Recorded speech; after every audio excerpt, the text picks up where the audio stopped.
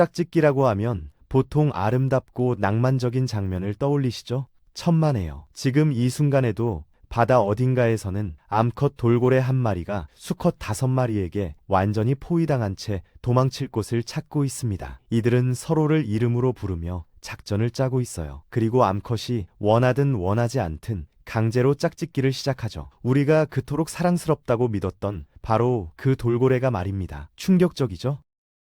하지만 이건 시작도 아니에요. 자연계의 짝짓기는 우리 상상을 훨씬 뛰어넘는 잔인함과 기괴함으로 가득 차 있거든요. 지금부터 그 충격적인 세계를 하나씩 보여드리겠습니다.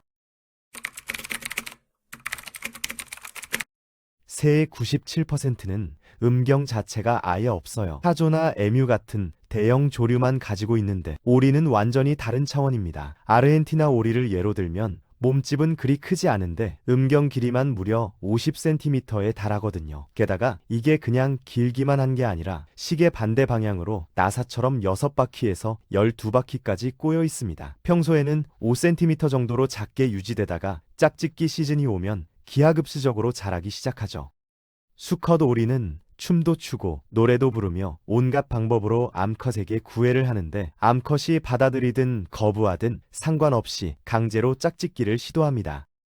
의식은 처음부터 끝까지 폭력적이에요. 수컷 오리가 암컷 오리 등에 올라타서 목이나 머리를 물어뜯고 그 상태로 생식기에 진입하려고 하거든요. 특히 물 위에서 이런 일이 벌어지면 암컷은 머리가 물속에 눌려서 익사 위험까지 감수해야 합니다. 하지만 자연은 암컷에게도 방어 메커니즘을 제공했어요.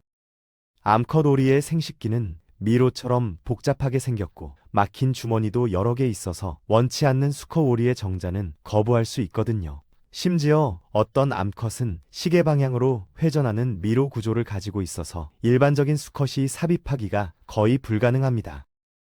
문제는 수컷 오리가 여러 마리일 때예요. 암컷 오리 한 마리에게 여러 수컷이 동시에 달려들면 상황이 완전히 달라지거든요. 한 마리씩 차례로 짝짓기를 시도하는데 암컷은 이 과정에서 살아남지 못할 확률이 엄청나게 높습니다. 운이 좋아서 살아남는다 해도 머리 깃털이 대부분 뜯겨나가고 목덜미와 날개 부분에 심각한 상처를 입은 채로 겨우 버티는 수준이죠. 짝짓기 시즌이 끝나면 수컷 오리의 음경은 다시 5cm로 줄어들고 오리 무리는 평화롭게 헤엄치며 서로를 돌보는 일상으로 돌아갑니다. 다음 시즌이 올 때까지는요.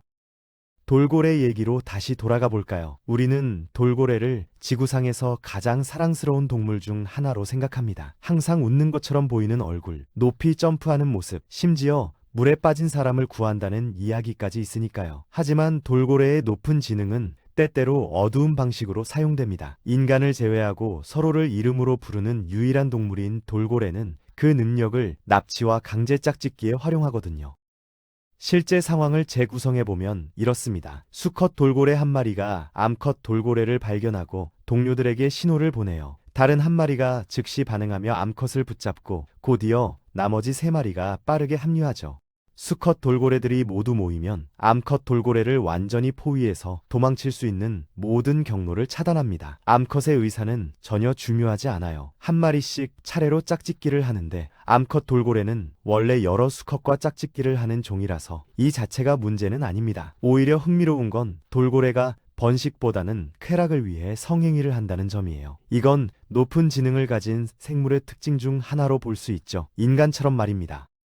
이 생물은 자웅동체라서 암수 생식기를 모두 가지고 있거든요. 짝짓기 시즌이 되면 두 개체가 만나는데 문제는 둘 다 수컷 역할을 원하고 암컷 역할은 하기 싫어한다는 겁니다. 그럼 어떻게 결정할까요? 바로 페니스 펜싱이라는 검투로 해결합니다.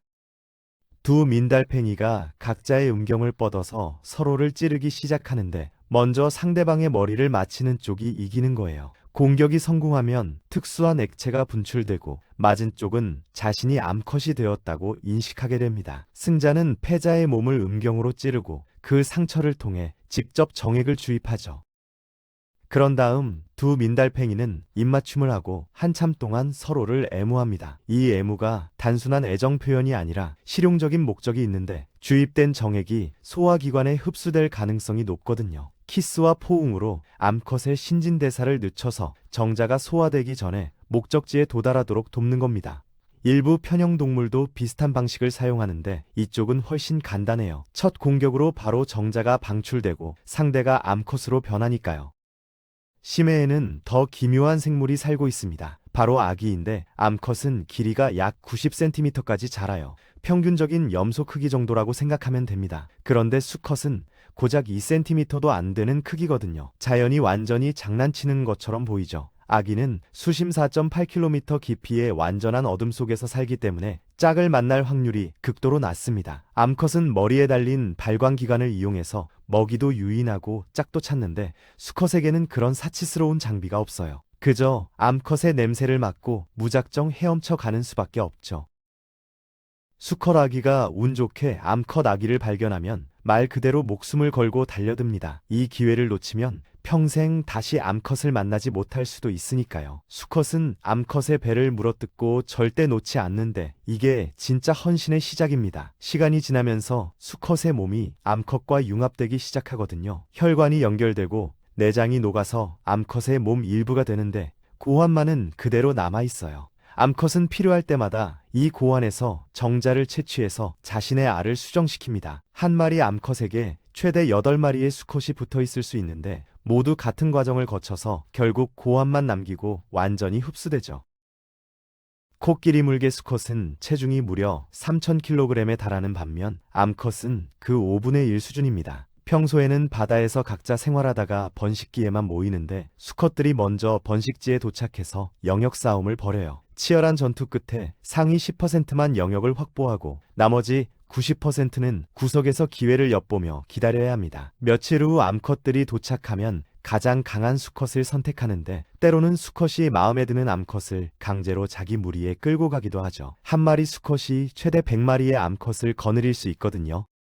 대부분의 암컷 코끼리 물개는 이미 작년 짝짓기로 임신한 상태라 출산부터 해야 합니다. 새끼는 약 3주 동안 돌보는데 수컷은 암컷이 출산하자마자 바로 짝짓기를 시작해요. 본격적인 짝짓기는 2월 14일 발렌타인데이 즈음부터 3월 말까지 한 달 동안 쉬지 않고 이어집니다. 수컷은 3000kg의 거대한 몸으로 암컷 위에 올라타서 짝짓기를 하는데 거부하는 암컷은 강제로 억눌려서 골절상을 입거나 심지어 사망하기도 하죠. 아직 어린 새끼들도 똑같이 취급당합니다. 이 한 달 동안 수컷은 체중의 30%인 약 900kg을 감량하는데 그만큼 엄청난 에너지를 소모한다는 뜻입니다. 아무나 붙잡고 짝짓기를 시도해요. 심지어 다른 수컷이나 황제 펭귄과도 짝짓기를 하는 경우가 기록됐습니다. 한 남극물개는 황제 펭귄과 4번이나 짝짓기를 했다고 하죠. 한 달 후 암컷들이 바다로 떠나려 할 때 그동안 구석에서 기다리던 90%의 수컷들이 드디어 기회를 잡습니다. 이들은 아직 에너지가 충분히 남아있거든요. 그래서 암컷이 떠나는 동안 최후의 짝짓기를 격렬하게 시도하는데 이때도 강제성이 동반됩니다. 우두머리 수컷들은 이미 지쳐서 별로 신경 쓰지 않고요. 큰 피해 없이 이 과정이 끝나면 암컷들은 바다로 떠나고 9개월 후 다시 돌아와서 같은 주기가 반복됩니다. 붉은 등거미 암컷은 수컷보다 몸집이 몇 배나 크고 무게는 무려 100배나 더 나갑니다. 독성도 매우 강해서 동족을 잡아먹는 습성이 있는데 수컷은 짝짓기 과정에서 살아남을 확률이 겨우 30%밖에 안 돼요. 그래서 수컷은 독특한 방식으로 진화했는데 바로 정자를 촉각에 직접 저장하는 겁니다. 2개의 촉각에 정자를 보관해서 암컷을 수정할 수 있는 2번의 기회를 확보하는 거죠. 준비를 마친 수컷 붉은 등거미는 조심스럽게 암컷의 거미줄로 들어가서 69자세처럼 머리가 생식기를 향하도록 몸을 붙입니다. 첫 번째 촉각에서 정자가 방출되기 시작하면 암컷은 입에서 소화액을 분비해서 수컷을 산채로 소화하기 시작해요. 정자는 이미 촉각에 저장되어 있어서 몸은 중요하지 않거든요. 수컷 붉은 등거미는 자신의 몸을 미끼로 내주면서 2번째 촉각까지 삽입해서 정자가 제대로 들어갈 때까지 기다립니다. 일부 영리한 수컷은 촉각을 머리에서 부러뜨려서 생식기 안에 밀어넣기도 하는데 시간이 지나면 이게 단단해지면서 통로를 막아서 다른 수컷이 접근하지 못하게 만들죠. 짝짓기가 끝나면 암컷은 수컷을 아무렇지도 않게 잡아먹습니다. 도망친 수컷도 몸이 손상되어서 몇 시간 안에 죽는 경우가 대부분이고요. 어차피 죽음은 피할 수 없습니다. 암컷은 가능한 한 많은 수컷의 정자를 모아서 최대 2년 동안 원할 때마다 사용해요.